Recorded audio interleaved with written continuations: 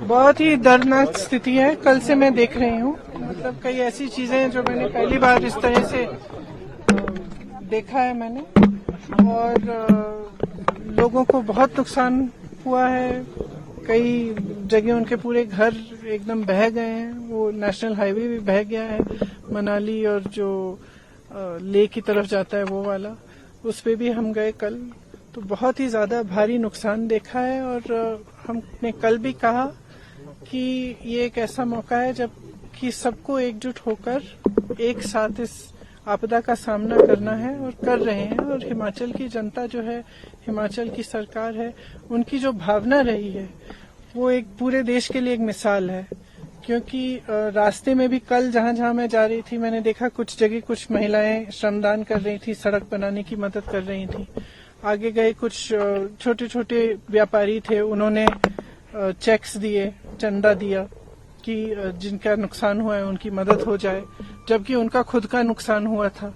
तो इस तरह की जो भावना है हिमाचल की जनता की, इसी भावना को लेकर ही सरकार ने काम किया। मुख्यमंत्री जी खड़े हैं, तमाम मंत्री खड़े हैं। इन्होंने 24 घंटे आपदा के समय भी और उसके बाद से भी काम कर रहे हैं, और काफी इन्होंने अनाउंस भी किया है किस तरह से मदद कर पाएंगे। जहां जहां कॉम्पेंसेशन देना है उसकी पूरी लिस्टें शायद कल मुख्यमंत्री जी बता रहे थे बना भी चुके हैं, और देना शुरू भी हुआ है। लेकिन जैसे हम कह रहे हैं बार बार कि इसको नेशनल डिजास्टर, मतलब राष्ट्रीय आपदा अगर घोषित कर दें केंद्र सरकार, तो इससे बहुत प्रदेश का फायदा हो सकता है और मदद हो सकती है इस समय।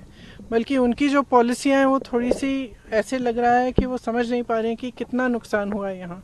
क्योंकि कल भी मैंने देखा कि शायद G20 में जो सेब का इम्पोर्ट है अमेरिका से, उस पे ड्यूटी इन्होंने 25% या 20% कम कर दी है, 35 से 15 तक आ गई है।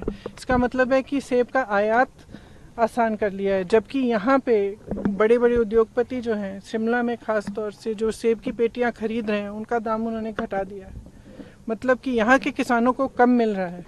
आपदा से वैसे भी नुकसान हुआ है, उनकी मदद करने के बजाय आप अमेरिका के किसानों की मदद कर रहे हैं। तो ये बातें हमें समझ में नहीं आ रही हैं, और हम चाहते हैं कि केंद्र की सरकार, प्रधानमंत्री जी थोड़ा गौर करें, यहाँ देखें कि किस तरह से मदद कर सकते हैं, खासतौर से जिनका नुकसान हुआ है। अगर इसको नेशनल डिजास्टर घोषित कर दिया जाए तो बहुत सुविधा हो सकती है जिनका नुकसान हुआ है। स्पेशल सेशन हो रहा है पार्लियामेंट का, will you be taking up this issue? The Congress party will it be taking in the parliament? I think, in fact, Pratibha ji yesterday was mentioning that she would like to take it up in Parliament. We don't know what the special session will be about, whether they will allow these issues to come up.